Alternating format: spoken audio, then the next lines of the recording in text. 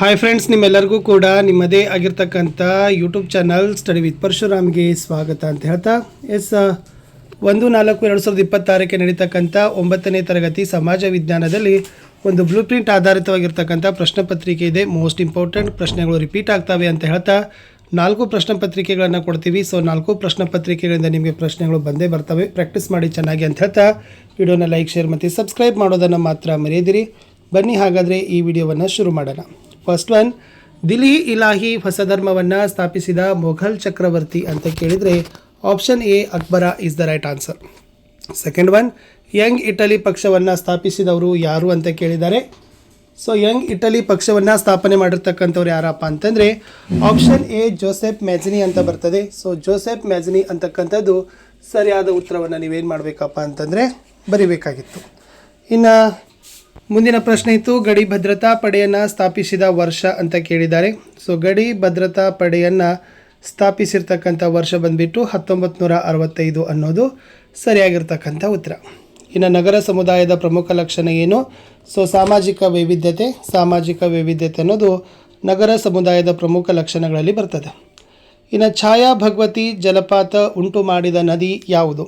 So ಛಾಯಾ ಭಗವತಿ ಜಲಪಾತ ಉಂಟು ಮಾಡ್ತಕ್ಕಂಥ ನದಿ ಅದು ಧೋನಿ ನದಿ. ಪ್ರಶ್ನೆ 6, ಹತ್ತಿಯು ಈ ವಿಧದ ವ್ಯವಸಾಯಕ್ಕೆ ಉದಾಹರಣೆಯಾಗಿದೆ ಅಂತ ಕೇಳಿದ್ದಾರೆ. ವಾಣಿಜ್ಯ ಬೇಸಾಯ. ಇನ್ನು ಭಾರತದ ಬ್ಯಾಂಕಿಂಗ್ ವ್ಯವಸ್ಥೆಯ ಮೇಲೆ ಮೇಲ್ವಿಚಾರಣೆ ಮತ್ತು ನಿಯಂತ್ರಣ ಹೊಂದಿರತಕ್ಕಂಥ ಬ್ಯಾಂಕ್ ಯಾವುದು ಅಂತ ಕೇಳಿದ್ದಾರೆ. ಅದು ಬಂದುಬಿಟ್ಟು ಯಾವುದಪ್ಪ ಅಂತಂದರೆ ರಿಸರ್ವ್ ಬ್ಯಾಂಕ್ ಆಫ್ ಇಂಡಿಯಾ ಅಂತ ಹೇಳ್ತೀವಿ. ಸೊ ರಿಸರ್ವ್ ಬ್ಯಾಂಕ್ ಅಂತಕ್ಕಂಥದ್ದು ಸರಿಯಾದ ಉತ್ತರವನ್ನು ಬರ್ತದೆ. ಓಕೆನಾ. ಇನ್ನು ನೆಕ್ಸ್ಟ್ ಮುಂದಿನ ಪ್ರಶ್ನೆ ಇತ್ತು ಫ್ರೆಂಡ್ಸ್, ಗ್ರಾಹಕ ಕಾಯ್ದೆ ಜಾರಿಗೊಳಿಸಿದ ಉದ್ದೇಶ ಯಾವುದು ಅಂತ ಕೇಳಿದ್ದಾರೆ. ಸೊ ಗ್ರಾಹಕ ಕಾಯ್ದೆ ಜಾರಿ ಮಾಡಿರ್ತಕ್ಕಂಥ ಮುಖ್ಯ ಉದ್ದೇಶ ಮಧ್ಯವರ್ತಿಗಳ ನಿಯಂತ್ರಣ. ಇನ್ನು 1 ಅಂಕದ 8 ಪ್ರಶ್ನೆಗಳಿದ್ದಾವೆ. ಪ್ರತಿ ಸರಿಯಾದ ಉತ್ತರಕ್ಕೆ 1 ಅಂಕ. 8 ಪ್ರಶ್ನೆ 8 ಅಂಕ. ದಕ್ಷಿಣ ದಂಡಯಾತ್ರೆಯ ನೇತೃತ್ವವನ್ನು ವಹಿಸಿದ ಅಲಾವುದ್ದೀನ್ ಖಿಲ್ಜಿಯ ಸೇನಾಧಿಪತಿ ಯಾರು ಅಂತ ಕೇಳಿದ್ದಾರೆ. So Malik copper is the right answer. ಇನ್ನು ಸ್ಕೂಲ್ ಆಫ್ ಫಾರಿನ್ ಸರ್ವಿಸನ್ನು ಏಕೆ ಪ್ರಾರಂಭಿಸಲಾಯಿತು ಅಂತ ಕೇಳಿದ್ದಾರೆ. ಸೊ ವಿದೇಶಾಂಗ ಸೇವೆಗೆ ಸಂಬಂಧಿಸಿದಂತೆ ಶಿಕ್ಷಣವನ್ನು ನೀಡಲಿಕ್ಕೆ ಸ್ಕೂಲ್ ಆಫ್ ಸರ್ವಿಸನ್ನು ಪ್ರಾರಂಭಿಸ್ತಾರೆ. ಪ್ರಶ್ನೆ 11, ಉತ್ತರದ ಬಯಲು ಸೀಮೆಯನ್ನು ಬಿಸಿಲ ನಾಡು ಅಂತ ಕರೀತಾರೆ ಏಕೆ? ಎಸ್, ಬಯಲು ಸೀಮೆಯ ಕೆಲವು ಜಿಲ್ಲೆಗಳಲ್ಲಿ ಬೇಸಿಗೆಯಲ್ಲಿ ಅಧಿಕ ಉಷ್ಣಾಂಶವಿರ್ತದೆ. ಇದನ್ನೇ ಬಿಸಿಲ ನಾಡು ಅಂತ ಕರೀತಾರೆ. ಇನ್ನು 1991ರ ನೂತನ ಆರ್ಥಿಕ ನೀತಿಯ ಪ್ರಮುಖ ಅಂಶಗಳು ಯಾವುವು ಅಂತ ಕೇಳಿದ್ದಾರೆ. ಅಲ್ಲಿ ಬರ್ತಕ್ಕಂಥ ಪ್ರಮುಖ ಅಂಶಗಳಂದರೆ ಖಾಸಗೀಕರಣ ಬರ್ತದೆ, ಉದಾರೀಕರಣ ಬರ್ತದೆ ಮತ್ತು ಜಾಗತೀಕರಣನೂ ಕೂಡ ಬರ್ತದೆ.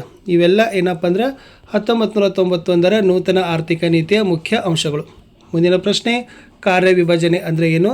ಕ್ರಮಬದ್ಧವಾಗಿ ಕೆಲಸ ಹಂಚೋದಕ್ಕೇ ಕಾರ್ಯದ ವಿಭಜನೆ ಅಂತ ಕರೀತಾರೆ. ಸಾಮಾಜೀಕರಣದಲ್ಲಿ ಲಿಂಗ ಸಮಾನತೆಗೆ ಸಹಾಯಕವಾಗಿರುವ ಅಂಶ ಯಾವುದು? ಶಿಕ್ಷಣ ಮತ್ತು ಆರ್ಥಿಕ ಪ್ರಗತಿ, ಸರ್ಕಾರ ಕೈಗೊಂಡಿರ್ತಕ್ಕಂಥ ವಿಶೇಷ ಕಾರ್ಯಕ್ರಮಗಳು, ನಗರ ಪ್ರದೇಶಗಳ ಅಭಿವೃದ್ಧಿ. ಇವೆಲ್ಲ ಏನಪ್ಪ ಅಂತಂದರೆ ಸಾಮಾಜೀಕರಣದಲ್ಲಿ ಲಿಂಗ ಸಮಾನತೆಗೆ ಸಹಾಯಕವಾಗಿರ್ತಕ್ಕಂಥ ಅಂಶಗಳೇ ಆಗಿದ್ದಾವೆ. ಇನ್ನು ಕೈಗಾರೀಕರಣದ ಪ್ರಮುಖ ನೀತಿ ಯಾವುದು ಅಂತ ಕೇಳಿದ್ದಾರೆ. ಸೊ ಕೈಗಾರೀಕರಣದ ಪ್ರಮುಖ ನೀತಿ ಯಾವುದಪ್ಪ ಅಂದರೆ ಅದು ಹಳ್ಳಿಯ ಜನರು ಉದ್ಯೋಗವನ್ನು ಹುಡುಕಿಕೊಂಡು ನಗರಗಳಿಗೆ ವಲಸೆ ಹೋಗ್ತಾ ಇದ್ದಾರೆ. ಕೆಂಪಂಗಿ ದಳವನ್ನು ಸ್ಥಾಪಿಸಿ ಇಟಲಿಯ ಏಕೀಕರಣಕ್ಕೆ ಪ್ರಯತ್ನ ಮಾಡಿದವರು ಯಾರು ಅಂತ ಕೇಳಿದರು? ಗ್ಯಾರಿಬಾಲ್ಡಿ. 2 ಮಾರ್ಕರ್ ಕ್ವಶನ್, ಟೋಟಲಿ 8 ಇದ್ದಾವೆ. 16 ಅಂಕಗಳು ಇಲ್ಲಿಂದ ಕೇಳ್ತಾರೆ. ರಾಜ್ಯಪಾಲರ ಹಣಕಾಸಿನ ಅಧಿಕಾರ ಮತ್ತು ಕಾರ್ಯಗಳನ್ನು ತಿಳಿಸಿ ಅಂತ ಕೇಳಿದ್ದಾರೆ. ಸೊ ರಾಜ್ಯಪಾಲರು ಪೂರ್ವಾನುಮತಿ ಇಲ್ಲದೆ ಹಣಕಾಸಿನ ಮಸೂದೆಯನ್ನು ವಿಧಾನಸಭೆಯಲ್ಲಿ ಮಂಡಿಸುವಂತಿಲ್ಲ. ರಾಜ್ಯ ಹಣಕಾಸು ಆಯೋಗ ಹಾಗೂ ರಾಜ್ಯ ಯೋಜನಾ ಮಂಡಳಿಯನ್ನು ರಚಿಸುವ ಅಧಿಕಾರ ಪಡೆದಿದ್ದಾರೆ. ರಾಜ್ಯದ ತುರ್ತು ಬರ ನಿಧಿಯಿಂದ ಬರ, ಪ್ರವಾಹ ಮತ್ತು ಭೂಕಂಪದಂಥ ಆಕಸ್ಮಿಕ ಘಟನೆಗಳನ್ನು ನಿಭಾಯಿಸಲು ಹಣ ಬಿಡುಗಡೆ ಮಾಡುವ ಅಧಿಕಾರ ಸಹಿತ ಇದೆ. ಇನ್ನು ಕಂದಾಯ ನ್ಯಾಯಾಲಯಗಳು ಒಳಗೊಂಡಿರುವ ನ್ಯಾಯಾಲಯಗಳನ್ನು ಹೆಸರಿಸಿರಿ ಅಂತ ಕೇಳಿದರೆ ಅದು ತಹಸೀಲ್ದಾರ್ ನ್ಯಾಯಾಲಯ, ಉಪವಿಭಾಗಾಧಿಕಾರಿಗಳ ನ್ಯಾಯಾಲಯ, ಜಿಲ್ಲಾ ಕಂದಾಯ ನ್ಯಾಯಾಲಯ, ಆಯುಕ್ತರ ನ್ಯಾಯಾಲಯ ಮತ್ತು ಕಂದಾಯ ಮಂಡಳಿಯ ನ್ಯಾಯಾಲಯ. ಇನ್ನು ಸಾಮಾಜೀಕರಣದಲ್ಲಿ ಶಾಲೆಯ ಪಾತ್ರವನ್ನು ವಿವರಿಸಲಿಕ್ಕೆ ಕೇಳಿದರು. ಎಸ್, ಗುರುಗಳ ಸ್ನೇಹಿತರ ವ್ಯಕ್ತಿತ್ವದ ಪ್ರಭಾವ, ಸನ್ನಡತೆ, ಸದ್ಭಾವನೆ, ಸಮಾನತೆಯ ಗುಣಗಳು, ಓಕೆ, ಪ್ರೀತಿ, ವಿಶ್ವಾಸ, ಸಹನೆ, ಸಹೃದಯತೆ ಗುಣಗಳನ್ನು ಬೆಳೆಸಿಕೊಳ್ಳೋದು, ಜೀವನ ಮೌಲ್ಯ ಮೈಗೂಡಿಸಿಕೊಳ್ಳೋದು, ಪಠ್ಯೇತರ ರಚನಾತ್ಮಕ ಕಾರ್ಯಕ್ರಮಗಳಲ್ಲಿ ಭಾಗವಹಿಸೋದು, ವೃತ್ತಿ ಶಿಕ್ಷಣ ಮತ್ತು ಲೈಂಗಿಕ ಶಿಕ್ಷಣ ಅಂತ ಬರೆದ್ರೆ ಸಾಕು. ಇನ್ನು ಕೈಗಾರೀಕರಣವು ಭಾರತೀಯ ಸಾಮಾಜಿಕ ವಾತಾವರಣವನ್ನು ಹೇಗೆ ಬದಲಾಯಿಸಿದೆ ಅಂತ ಕೇಳಿದ್ದಾರೆ. ಅದು ಗುಡಿ ಕೈಗಾರಿಕೆಗಳ ನಾಶ ಮಾಡಿದೆ, ಗ್ರಾಮೀಣ ಜನರು ನಗರ ಮತ್ತು ಕೈಗಾರಿಕಾ ಪ್ರದೇಶಗಳಿಗೆ ವಲಸೆ, ಭೌಗೋಳಿಕ ಮತ್ತು ವೃತ್ತಿಪರ ಚಲನೆಗಳು ಬರ್ತಾವೆ. ಓಕೆ, ನೆಕ್ಸ್ಟ್ ಜನರನ್ನು ಒಟ್ಟುಗೂಡಿಸೋದು, ಸಾರಿಗೆ ಸೌಲಭ್ಯದ ಅಭಿವೃದ್ಧಿ. ಇನ್ನು ಕುತುಬುದ್ದೀನ್ ಐಬಕ್ನ ಸಾಧನೆಗಳನ್ನು ಸಂಕ್ಷಿಪ್ತವಾಗಿ ವಿವರಿಸಿರಿ ಅಂತ ಕೇಳಿದ್ದಾರೆ. ಈ ಎರಡನೇ ತರೈನ್ ಕಾಳಗದ ನಂತರ ಭಾರತದ ಮೇಲಿನ ಆಕ್ರಮಣಗಳ ಉಸ್ತುವಾರಿಯನ್ನು ಪಡೆದ ಐಬಕ್ ಮೊಹಮ್ಮದ್ ಗೋರಿಯ ಕಾಲದಲ್ಲಿ ಉತ್ತರ ಭಾರತದ ಉತ್ತರಾಧಿಕಾರಿಯಾದ. ಗೋರಿಯ ನಂತರ ಸ್ವತಂತ್ರವಾಗಿ ಆಳಿದ. ಇನ್ನು ತಾಜುದ್ದೀನ್ ಇಲ್ಲೋಜನ ಮಗಳನ್ನು ಇವನು ಮದುವೆಯಾದ. ನೆಕ್ಸ್ಟ್ ಐಬಕನು ದೆಹಲಿಯಲ್ಲಿ ಕುನಾತ್ ಉಲ್ ಇಸ್ಲಾಂ ಮಸೀದಿಯನ್ನು ಏನು ಮಾಡ್ತಾನಪ್ಪ ಅಂತಂದರೆ ಕಟ್ಟಿಸ್ತಾನೆ. ಲಾಸ್ಟ್ ಇವನು ಅಲ್ಲಿಯೇ ಕುತುಬ್ ಮಿನಾರ್ ನಿರ್ಮಿಸಲು ಪ್ರಾರಂಭವನ್ನು ಮಾಡ್ತಾನೆ ಅಂತ ಬರೆದ್ರೆ ಸಾಕು. ಇನ್ನು ಕರ್ನಾಟಕದಲ್ಲಿ ಚಿನ್ನದ ಗಣಿಗಾರಿಕೆಯ ಹಂಚಿಕೆಯನ್ನು ವಿವರಿಸಲಿಕ್ಕೆ ಕೇಳಿದರು. ಅದು ನಂದಿದುರ್ಗ, ಉರಿಗಾಂ, ಚಾಂಪಿಯನ್ಶಿಪ್, ಮೈಸೂರು ಗಣಿ, ರಾಯಚೂರಿನ ಹಟ್ಟಿ, ತುಮಕೂರು, ಬಳ್ಳಾರಿ, ಅಜ್ಜನಹಳ್ಳಿ, ಗದಗ ಜಿಲ್ಲೆಯ ಮುಳಗುಂದ, ಕಪ್ಪತಗುಡ್ಡದಲ್ಲಿ ಹಂಚಿಕೆ ಆಗಿದೆ. ಇನ್ನು ದ್ವಿತೀಯ ವಲಯ ಅಂದ್ರೇನು, ಅದನ್ನು ಹೇಗೆ ವರ್ಗೀಕರಿಸಿದ್ದಾರೆ ಅಂತ ಕೇಳಿದ್ದಾರೆ. ಸೊ ದ್ವಿತೀಯ ವಲಯ ಅಂದರೆ ಈ ದ್ವಿತೀಯ ವಲಯವನ್ನು ತಯಾರಿಕಾ ವಲಯ ಅಂತ ಕರಿತೀವಿ. ಇಲ್ಲಿ ಕಚ್ಚಾ ವಸ್ತುಗಳನ್ನು ಸಿದ್ಧಪಡಿಸಿದ ನಂತರ ಉತ್ಪನ್ನಗಳಾಗಿ ಪರಿವರ್ತನೆಯನ್ನು ಮಾಡ್ತಾರೆ. ಇಲ್ಲಿ ಕೃಷಿ ಆಧಾರಿತ ಕೈಗಾರಿಕೆಗಳು ಬರ್ತದೆ. ಅರಣ್ಯ ಆಧಾರಿತ ಕೈಗಾರಿಕೆಗಳು ಬರ್ತವೆ. ಖನಿಜ ಆಧಾರಿತ ಕೈಗಾರಿಕೆಗಳು, ಸಾರ್ವಜನಿಕ ವಲಯದ ಉದ್ದಿಮೆಗಳು ಮತ್ತು ಖಾಸಗಿ ವಲಯದ ಉದ್ದಿಮೆಗಳು. ಇನ್ನು ಸಾಂಪ್ರದಾಯಿಕ ಮತ್ತು ಅಸಾಂಪ್ರದಾಯಿಕ ಮಾರುಕಟ್ಟೆಯ ವ್ಯತ್ಯಾಸವನ್ನು ಬರೀರಿ. ಇಲ್ಲಿ ನಿರ್ದಿಷ್ಟ ಪ್ರದೇಶಕ್ಕೆ ಸೀಮಿತ, ನಿರ್ದಿಷ್ಟ ಸ್ಥಳ, ನಿರ್ದಿಷ್ಟ ವ್ಯವಹಾರ. ಅಸಾಂಪ್ರದಾಯಿಕ ಮಾರುಕಟ್ಟೆ ಅಂದರೆ ಸೀಮಿತವಿರೋದಿಲ್ಲ, ನಿರ್ದಿಷ್ಟ ಸ್ಥಳ ಇಲ್ಲ, ನಿರ್ದಿಷ್ಟ ವ್ಯವಹಾರನ ಸಹಿತನೂ ಇರೋದಿಲ್ಲ. ಇನ್ನು ಕಬೀರನ ಬೋಧನೆಗಳನ್ನು ಬರಿಬೇಕು. ಜಾತಿ ವ್ಯವಸ್ಥೆಯ ಖಂಡನೆ, ಬಹುಮೂರ್ತಿ ಪೂಜೆ ಖಂಡನೆ, ದೇವರು ಒಬ್ಬನೇ ಅಂತ ಸಾರ್ತಾನೆ, ಹಿಂದೂ ಮುಸ್ಲಿಮರಲ್ಲಿ ಏಕತೆ ಬೆಳೆಸಲು ಪ್ರಯತ್ನ ಪಡ್ತಾರೆ, ದೋಹೆಗಳ ರಚನೆ, ಇವರ ಅನುಯಾಯಿಗಳನ್ನು ಕಬೀರ ಪಂಥೀಯರು ಅಂತಲೇ ಕರೆಯೋದು. ಇನ್ನು ಪ್ರವಾಸದಿಂದ ಆಗ್ತಕ್ಕಂಥ ಲಾಭ ಕೇಳಿದ್ದಾರೆ. ಅದು ವ್ಯಾಪಾರದ ವಹಿವಾಟು, ಕುತೂಹಲಕ್ಕಾಗಿ, ಆರೋಗ್ಯದ ವೃದ್ಧಿಗಾಗಿ, ವಿಹಾರಕ್ಕಾಗಿ, ಸುಂದರ ತಾಣಗಳನ್ನು ನೋಡಲು ಮತ್ತು ಜ್ಞಾನಾರ್ಜನೆಗಾಗಿ ಅನ್ನೋದು ಉತ್ತರ. 3 ಮಾರ್ಕರ್ ಕ್ವಶನ್. ಫಸ್ಟ್ ಒನ್, ರಾಮಾನುಜಾಚಾರ್ಯರು ಪ್ರತಿಪಾದಿಸಿದ ತತ್ವಗಳು ಯಾವುವು ಅಂತ ಕೇಳಿದರು. ಇಲ್ಲಿ ಭಕ್ತಿ ಮಾರ್ಗವನ್ನು ಪ್ರತಿಪಾದಿಸ್ತಾರೆ. ರಾಮಾನುಜಾಚಾರ್ಯರು ಜಾತಿ ಪದ್ಧತಿಯನ್ನು ಖಂಡಿಸ್ತಾರೆ. ಅಸ್ಪೃಶ್ಯರನ್ನು ಶ್ರೀಹರಿಯ ಅಂಶಸ್ಥರು ಅಂತ ಕರೀತಾರೆ. ರಾಮಾನುಜಾಚಾರ್ಯರ ತತ್ವಶಾಸ್ತ್ರವನ್ನು ವಿಶಿಷ್ಟಾದ್ವೈತ ಅಂತ ಕರೆದಿದ್ದಾರೆ. ಶ್ರೀ ವೈಷ್ಣವ ಅನುಯಾಯಿಗಳನ್ನು ಶ್ರೀ ವೈಷ್ಣವರು ಅಂತ ಕರೀತಾರೆ. ಆತ್ಮ ಮತ್ತು ಪರಮಾತ್ಮ ಒಂದೇ ಸಮಯದಲ್ಲಿ ಇರಲು ಸಾಧ್ಯ ಇಲ್ಲ. ಮೋಕ್ಷವನ್ನು ಪಡೆಯಲು ಭಕ್ತಿ ಮತ್ತು ಶರಣಾಗತಿ ಮಾರ್ಗ ಅಗತ್ಯ ಅಂತ ಹೇಳಿದ್ದಾರೆ. ಜನರಿಗೆ ಭಕ್ತಿ ಮಾರ್ಗ ಬೋಧಿಸ್ತಾರೆ. ತಮ್ಮ ಆಸೆಗಳನ್ನು ತ್ಯಜಿಸಿ ದೇವರಿಗೆ ಶರಣಾಗಲಿಕ್ಕೆ ಅವರು ಸಲಹೆಯನ್ನು ಕೊಡ್ತಾರೆ ಅಂತ ಬರೆದ್ರೆ ಸಾಕು. ಶಂಕರಾಚಾರ್ಯರು ಪ್ರತಿಪಾದಿಸಿದ ತತ್ವಗಳೇನು? ಅದ್ವೈತ ತತ್ವಶಾಸ್ತ್ರ ಪ್ರಚಾರ, ಲೌಕಿಕ ಜೀವನಕ್ಕೆ ಆದ್ಯತೆ ನೀಡಲಿಲ್ಲ, ಜಗತ್ತು ಮಾಯೆ ಒಂದು ಭ್ರಮೆ ಅಂತ ಕರೀತಾರೆ, ಬ್ರಹ್ಮವೇ ಪರಮ ಸತ್ಯ ಅಂತ ಹೇಳ್ತಾರೆ.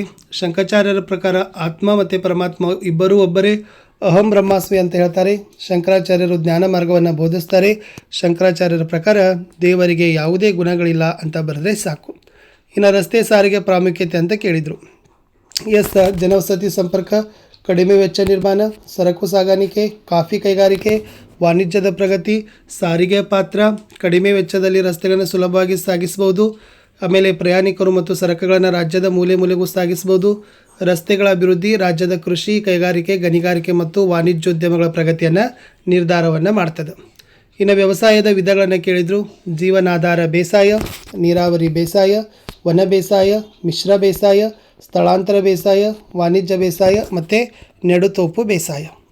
ಇನ್ನು ಹಣದ ಕಾರ್ಯಗಳನ್ನು ಕೇಳಿದ್ದಾರೆ. ಪ್ರಾಥಮಿಕ ಕಾರ್ಯಗಳಲ್ಲಿ ವಿನಿಮಯ ಮಾಧ್ಯಮ, ಮೌಲ್ಯಮಾಪನ, ಪೂರಕ ಕಾರ್ಯಗಳಲ್ಲಿ ವಿಳಂಬಿತ ಸಂದಾಯ ಪ್ರಮಾಣ, ಮೌಲ್ಯ ಸಂಗ್ರಹ ಮತ್ತು ಮೌಲ್ಯದ ವರ್ಗಾವಣೆ, ಇತರ ಕಾರ್ಯಗಳಲ್ಲಿ ಸಾಲದ ತಳಹದಿ, ಬಂಡವಾಳದ ಉತ್ಪಾದಕತೆಯ ಹೆಚ್ಚಳ. ಇನ್ನು ಲಿಂಗ ತಾರತಮ್ಯ ಕುರಿತು ಬರಲಿಕ್ಕೆ ಕೇಳಿದ್ದಾರೆ. ಲಿಂಗ ತಾರತಮ್ಯ ಎಂಬ ಪದ ಮಹಿಳೆಯರು ಆರ್ಥಿಕವಾಗಿ ಹಿಂದುಳಿದಿರುವುದನ್ನು ಮತ್ತು ಅವಕಾಶ ವಂಚಿತರಾಗಿರುವುದನ್ನು ಸೂಚಿಸಲಿಕ್ಕೆ ಬಳಸ್ತಾರೆ.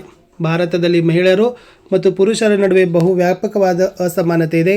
ಇದಕ್ಕೆ ಕಾರಣ ಅಸಮಾನ ಲಿಂಗಾನುಪಾತ, ಕೆಳಮಟ್ಟದ ಮಹಿಳಾ ಸಾಕ್ಷರತಾ ದರ, ಕಡಿಮೆ ಮಹಿಳಾ ಕೆಲಸದ ಭಾಗವಹಿಸುವಿಕೆ ದರ, ಮಹಿಳಾ ಆರ್ಥಿಕ ಚಟುವಟಿಕೆಯ ದರ, ಪುರುಷ ಉದ್ಯೋಗಿಗಳಲ್ಲಿ ಹೋಲಿಸಿದಲ್ಲಿ ಸರ್ಕಾರದ ಕೆಲಸ, ಉನ್ನತ ಅಧಿಕಾರಿ ಹುದ್ದೆಗಳಲ್ಲಿ ಮಹಿಳೆಯರ ಭಾಗವಹಿಸುವಿಕೆ ಕಡಿಮೆ, ವಿಧಾನಸಭೆಗಳು ಮತ್ತು ಲೋಕಸಭೆಯಲ್ಲಿ ಮಹಿಳಾ ಸದಸ್ಯರ ಸಂಖ್ಯೆ ಬಹಳ ಕಡಿಮೆ ಇದೆ ಅಂತ ಬರೆದ್ರೆ ಸಾಕು. ಇನ್ನು ನಿರ್ಧಾರ ತೆಗೆದುಕೊಳ್ಳುವುದರ ಪ್ರಾಮುಖ್ಯತೆ ಅಂತ ಕೇಳ್ತಾರೆ. ಸಮಸ್ಯೆ ವಿಶ್ಲೇಷಣೆ, ಯೋಜನೆ, ಧೈರ್ಯ, ಮುಂದಾಲೋಚನೆ, ವಿವೇಕಯುತ ನಿರ್ಧಾರ ಮತ್ತು ತಾಳ್ಮೆ. ಇನ್ನು ಮಾರುಕಟ್ಟೆ ಶಾಸ್ತ್ರದ ಪ್ರಾಮುಖ್ಯತೆ ಕೇಳಿದರು. ಗ್ರಾಹಕರ ಬಯಕೆಗಳ ನೆರವೇರಿಕೆ, ಸಂಪನ್ಮೂಲ ಉಪಯುಕ್ತತೆ, ಆರ್ಥಿಕ ಪ್ರಗತಿ, ಉದ್ಯೋಗಗಳ ಸದಾವಕಾಶ, ಅಂತಾರಾಷ್ಟ್ರೀಯ ಮಾರುಕಟ್ಟೆ, ಜೀವನ ಮಟ್ಟದ ಹೆಚ್ಚಳ. ಜೀವನ ಮಟ್ಟದ ಹೆಚ್ಚಳದಲ್ಲಿ ಸರಕು ಸೇವೆಗಳು ದೊರಕುವುದರಿಂದ ಜೀವನ ಮಟ್ಟದಲ್ಲಿ ಏರಿಕೆ. ಇನ್ನು ಅಕ್ಬರನ ಆಡಳಿತ ವ್ಯವಸ್ಥೆ ಕೇಳಿದರೆ ಸೊ ಆಡಳಿತದ ಅನುಕೂಲಕ್ಕಾಗಿ ಕೇಂದ್ರ ಸರ್ಕಾರ, ಪ್ರಾಂತೀಯ ಸರ್ಕಾರ ಮತ್ತು ಪರಗಣಗಳಾಗಿ ವಿಂಗಡಣೆ ಮಾಡಿದರು. ಮನ್ಸಬ್ದಾರಿ ಪದ್ಧತಿ ಜಾರಿಗೆ ಮಾಡಿದ್ದ. ಆಡಳಿತದಲ್ಲಿ ಅವನಿಗೆ ಸಹಾಯ ಮಾಡಲು ವಕೀಲ, ದಿವಾನ, ಮೀರ್ ಬಕ್ಷಿ ಮತ್ತು ಮುಖ್ಯ ಸರ್ದಾರ್ ಅಂತ 4 ಮಂತ್ರಿಗಳಿದ್ದರು. ರಾಜ್ಯವನ್ನು ವಿವಿಧ ಪ್ರಾಂತ್ಯಗಳಾಗಿ ವಿಂಗಡಿಸಿದರು. ಪ್ರತಿ ಜಿಲ್ಲೆಯಲ್ಲಿ ಒಬ್ಬ ಫೌಜ್ದಾರ್, ಒಬ್ಬ ಅಮಲ್, ಗುರ್ಜರ್, ಒಬ್ಬ ಬಟ್ಟಕಿ ಇದ್ದ. ಪರಗಣಗಳ ಆಡಳಿತವನ್ನು ಸಿಕ್ಸಾರ, ಅಮೀಲ, ಪೋತದಾರ, ಕುನ್ನಂಗೋ ನಿರ್ವಹಿಸ್ತಾ ಇದ್ದರು. ಅಕ್ಬರ್ ತನ್ನ ಸೈನ್ಯದಲ್ಲಿ ಅನೇಕ ಶ್ರೇಣಿಗಳನ್ನು ಸ್ಥಾಪಿಸಿದ. ಮೊಘಲ್ ಸೈನ್ಯದಲ್ಲಿ ಕಾಲಾಳು ಪಡೆ, ಅಶ್ವದಳ, ಆನೆ ಘಟಕಗಳು ಮತ್ತು ಪಿರಂಗಿ ಘಟಕಗಳಿದ್ದವು. ದಾಗ್, ಮಹಾಲಿ ಎಂದು ಕರೆಯಲಾಗುವ ಕುದುರೆಗಳನ್ನು ಮುದ್ರೆ ಮಾಡಲು ಪ್ರತ್ಯೇಕ ಇಲಾಖೆಯನ್ನು ನೇಮಕ ಮಾಡಿದ. ಮುಂದೆ ಮಧ್ಯಯುಗದ ಕಾಲದಲ್ಲಿ ಮೊದಲ ಬಾರಿಗೆ ಅಕ್ಬರ್ ಅತ್ಯಂತ ಪರಿಣಾಮಕಾರಿ ಆಡಳಿತ ವ್ಯವಸ್ಥೆಯನ್ನು ತಂದ. ಇನ್ನು ಯಾವುದಾದರೂ 6 ಅಂತಾರಾಷ್ಟ್ರೀಯ ಪಕ್ಷಗಳನ್ನು ಹೆಸರಿಸಲಿಕ್ಕೆ ಕೇಳಿದ್ದಾರೆ. ಸೊ ಫಸ್ಟ್ ಬರ್ತಕ್ಕಂಥದ್ದು ರಾಷ್ಟ್ರೀಯ ಕಾಂಗ್ರೆಸ್ ಪಕ್ಷ, ಭಾರತೀಯ ಕಮ್ಯುನಿಸ್ಟ್ ಪಕ್ಷ, ಭಾರತೀಯ ಜನತಾ ಪಕ್ಷ ಬರ್ತದೆ. ಓಕೆ, ನೆಕ್ಸ್ಟ್ ಬರ್ತಕ್ಕಂಥದ್ದು ಬಹುಜನ ಸಮಾಜ ಪಕ್ಷ ಬರ್ತದೆ. ಆಮೇಲೆ national people's party, Aam Aadmi ಪಕ್ಷ ಅನ್ನೋದು ಉತ್ತರ. ಇನ್ನು ಪ್ರದೇಶದಿಂದ ಪ್ರದೇಶಕ್ಕೆ ಅರಣ್ಯಗಳ ಹಂಚಿಕೆ ವ್ಯತ್ಯಾಸವಾಗಲು ಕಾರಣ ಏನು? ವಿಭಿನ್ನ ಮಣ್ಣಿನ ಲಭ್ಯತೆ, ವಾಯುಗುಣದ ವೈವಿಧ್ಯತೆ, ಭೂಸ್ವರೂಪ, ಸಮುದ್ರ ಸಾಮೀಪ್ಯ, ಸಮುದ್ರ ಮಟ್ಟದಿಂದ ಎತ್ತರ, ಆಮೇಲೆ ಆರ್ದ್ರತೆ ಇಸ್ ದ ಇಂಪಾರ್ಟೆಂಟ್ ಆಗಿರ್ತಕ್ಕಂಥ ಉತ್ತರ. ಇನ್ನು ಮುಂದಿನ ಪ್ರಶ್ನೆ ಇತ್ತು, ಪ್ರವಾದಿ ಮಹಮ್ಮದರ ಬೋಧನೆಗಳನ್ನು ಕೇಳಿದ್ದಾರೆ. ಅವರು 570ರಲ್ಲಿ ಮೆಕ್ಕಾದಲ್ಲಿ ಜನನವನ್ನು ಮಾಡ್ತಾರೆ. ಅಬ್ದುಲ್ಲಾ ಮತ್ತು ಅಮೀನ್ ಅಂತಕ್ಕಂಥ ಪೋಷಕರು. ಅವರ ಚಿಕ್ಕಪ್ಪನ ಆರೈಕೆಯಲ್ಲಿ ಅವ್ರು ಏನು ಮಾಡ್ತಾರಪ್ಪ ಅಂದರೆ ಬೆಳೀತಾರೆ. ನೆಕ್ಸ್ಟ್ ಖದೀಜಾ ಎಂಬ ವಿಧವೆಯನ್ನು ವಿವಾಹವಾಗ್ತಾರೆ. ಹೀರಾ ಪರ್ವತದ ಗುಹೆಯಲ್ಲಿ ಧ್ಯಾನ ಮಾಡ್ತಾಯಿದ್ರು. ದೇವದೂತನು ಮೊಹಮ್ಮದ್ ಅಲ್ಲಾನ ಪ್ರವಾದಿ ಅಂತ ಹೇಳ್ತಾರೆ. ಈ ಉಪದೇಶವನ್ನು ಅವನ ಅನುಯಾಯಿಗಳು ಸಂಕಲಿಸ್ತಾರೆ. ಇದು ಇಸ್ಲಾಮಿನ ಪವಿತ್ರ ಗ್ರಂಥ ಕುರಾನ್.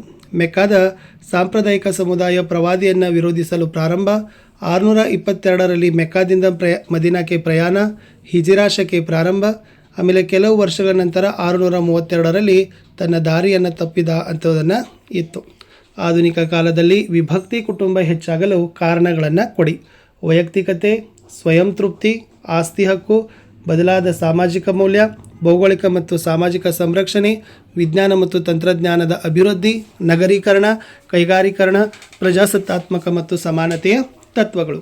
4 ಮಾರ್ಕರಲ್ಲಿ ಪುನರುಜ್ಜೀವನ ಕಾಲದ ವಿಜ್ಞಾನ ಆಧುನಿಕ ವಿಜ್ಞಾನದ ಬೆಳವಣಿಗೆಗೆ ಕಾರಣವಾಯಿತು, ಸಮರ್ಥಿಸಿರಿ ಅಂತ ಕೇಳ್ತಾರೆ. ಇದು ಇಂಪಾರ್ಟೆಂಟ್ ಇದೆ. ಇದ್ರದ್ದು ಒಂದು 8 ಪಾಯಿಂಟ್ಸ್ ನೋಡ್ಕೊಡ್ರಿ. ಇನ್ನು ಇದು ಬರಲಿಲ್ಲ ಅಂದರೆ ನವೋದಯದ ವೈಶಿಷ್ಟ್ಯಗಳು ಅಂತ ಬರ್ತದೆ.